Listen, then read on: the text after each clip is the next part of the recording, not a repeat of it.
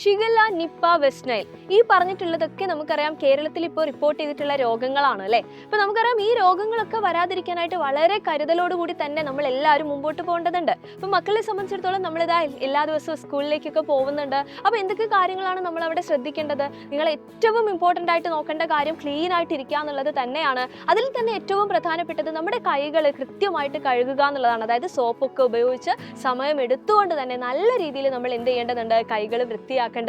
അത് ആഹാരം കഴിക്കുന്നതിന് മുമ്പായിക്കോട്ടെ, പുറത്തു പോയിട്ട് വന്നു കഴിഞ്ഞാലായിക്കോട്ടെ, എങ്ങനെയാണെങ്കിലും ശരി നമ്മൾ ഇത് പ്രാക്ടീസ് ചെയ്യേണ്ടത് അത്യാവശ്യമാണ്. അതോടൊപ്പം തന്നെ മറ്റൊരു കാര്യം നമുക്കറിയാം, മഴക്കാലമാണ്. അതിൽ ഏറ്റവും പ്രധാനപ്പെട്ടത് എന്ന് പറയുന്നത് നമ്മുടെ വെള്ളം അത്യാവശ്യം നന്നായിട്ട് തന്നെ മലിനമാകുന്ന ഒരു ടൈമാണ് അല്ലേ. അപ്പോൾ പാഠപുസ്തകത്തിൽ നമ്മൾ കുറേ കാര്യങ്ങളൊക്കെ പഠിക്കാറുണ്ട്.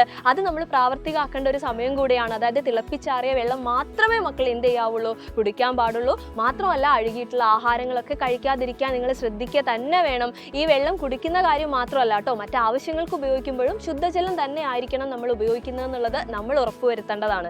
ഇതിൻ്റെയൊക്കെ അപ്പുറത്തേക്ക് നിങ്ങളുടെ ടീച്ചേഴ്സും അതുപോലെ തന്നെ നിങ്ങളുടെ പാരൻസ് ഒക്കെ നിങ്ങളോട് പറഞ്ഞിരുന്ന കുറേ കാര്യങ്ങളില്ലേ, അതൊക്കെ നമ്മൾ കൃത്യമായിട്ട് അനുസരിക്കുക തന്നെ വേണം. കാര്യം ഈ രോഗങ്ങൾ എന്നൊക്കെ പറയുന്നത് അത്യാവശ്യം മാരകമായിട്ടുള്ള കാര്യം തന്നെയാണ്. നമ്മളെ ജീവന് വരെ ഇത് ആപത്താണെന്നുള്ള കാര്യം നമ്മൾ ഓർത്തിരിക്കേണ്ടതുണ്ട്. ഇനി മറ്റൊരു കാര്യം എന്നുള്ളത് നമുക്കറിയാം, ഈ ഒരു സമയം എന്ന് പറയുന്നത് കൊതുകൊക്കെ മുട്ടയിട്ട് പെരുകാനുള്ള സാധ്യത കൂടുതലാണ് അല്ലേ. കാര്യം വെള്ളം കെട്ടിക്കിടക്കുന്ന ഒരുപാട് സിറ്റുവേഷൻസ് നമ്മൾ കാണാറുണ്ടല്ലോ. അപ്പോൾ നിങ്ങളെ കൊണ്ട് പറ്റുന്നില്ല എന്നാണെങ്കിൽ, നിങ്ങൾ അങ്ങനെ ഒരു സിറ്റുവേഷൻ കണ്ടു കഴിഞ്ഞാൽ എന്താ ചെയ്യേണ്ടേ? നിങ്ങളുടെ മുതിർന്നവരുടെ സഹായം നിങ്ങൾക്ക് തേടാവുന്നതാണ്. എന്നിട്ട് ആ കാര്യങ്ങളൊക്കെ ക്ലീൻ ആക്കിയിട്ടിരിക്കാനായിട്ട് മക്കളും എന്ത് ചെയ്യണം? ശ്രദ്ധിക്കണം. അപ്പോൾ ഈ കാര്യങ്ങളൊക്കെ ശ്രദ്ധിച്ചു കഴിഞ്ഞു കഴിഞ്ഞാൽ ഒരു പരിധി വരെയൊക്കെ നമുക്ക് എന്ത് ചെയ്യാം? നമുക്ക് വരാനിരിക്കുന്ന പല അസുഖങ്ങളിൽ നിന്നും രക്ഷപ്പെടാനായിട്ട് സാധിക്കും. അപ്പോൾ എല്ലാവരും സേഫ് ആയിട്ടിരിക്കാനായിട്ട് ശ്രദ്ധിക്കുക. വീണ്ടും കാണാം. ബൈ.